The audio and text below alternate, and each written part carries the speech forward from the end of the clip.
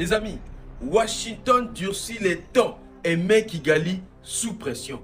Hier, j'avais partagé la première partie de l'entretien qu'avait accordé Massad Boulos, les conseillers américains pour l'Afrique à France 24.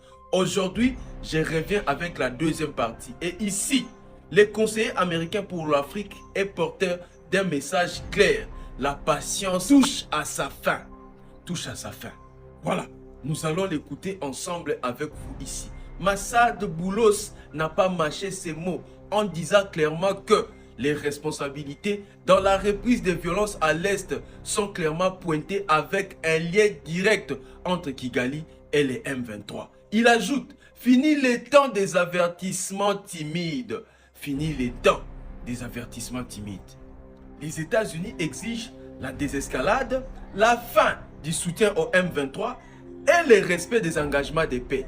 En outre, il prévient, les sanctions américaines pourraient encore frapper plus fort, plus fort. Écoutons et nous allons revenir après. Écoutons. Nous avons été extrêmement déçus par ce qui s'est produit en l'espace de quelques jours à peine. Mais imaginez un instant si nous n'avions pas eu cet accord.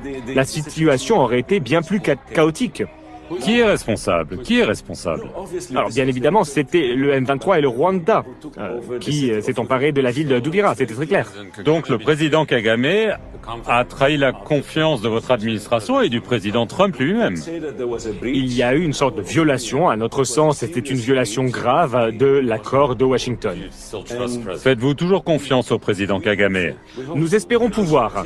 Mais vous n'êtes pas sûr? En tout cas, nous travaillons avec lui, nous échangeons avec lui. Nous attendons de voir des mesures concrètes sur le champ de bataille, mais ce que nous voyons, je tiens à être clair sur une chose, c'est que le M23 soutenu par le Rwanda s'est emparé de la ville de Uvira. Après nos échanges avec le président Kagame, eh bien, ils se sont retirés de la ville d'Uvira.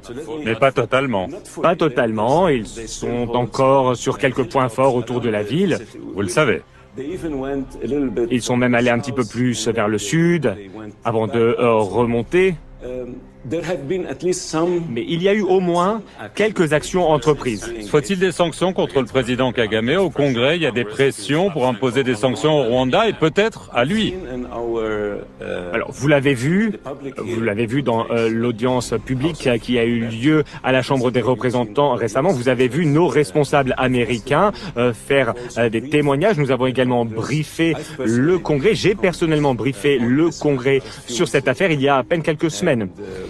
Nous avons annoncé ces événements. Voilà, ces changements de temps marquent un tournant décisif